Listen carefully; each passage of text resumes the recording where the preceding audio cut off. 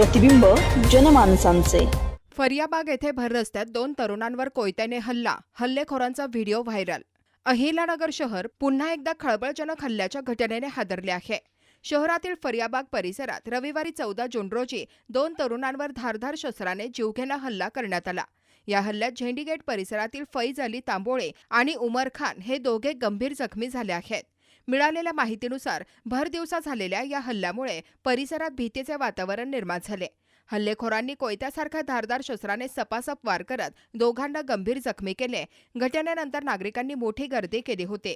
दरम्यान हल्ल्यानंतर आरोपींचा एक व्हिडिओ समोर आला असून त्यामध्ये 3 हल्लेखोर दुचाकीवर हातात हत्यारे घेऊन फिरताना दिसत आहेत। हा व्हिडिओ सोशल मीडियावर वेगाने व्हायरल होत असून शहरात मोठी चर्चा रंगली आहे। जखमी फैज अली तांबोळे आणि उमर खान यांना तातडीने जिल्हा रुग्णालयात दाखल करण्यात आले असून त्यांच्यावर उपचार सुरू आहेत। नेमका वाद कशातून झाला, हल्ल्यामागचे कारण काय, याचा तपास आता अहिल्यानगर पोलीस प्रशासनाकडून सुरू करण्यात आला आहे। या घटनेनंतर परिसरात तणावाचे वातावरण असून पोलिसांनी तपासाची चक्रे वेगाने फिरवली आहेत। प्रतिनिधी निलेश आगरकर, नगर न्यूज 24, अहिल्यानगर। नवीन बातम्या आणि ताज्या घडामोडींसाठी आजच आपल्या चॅनलला सबस्क्राईब करा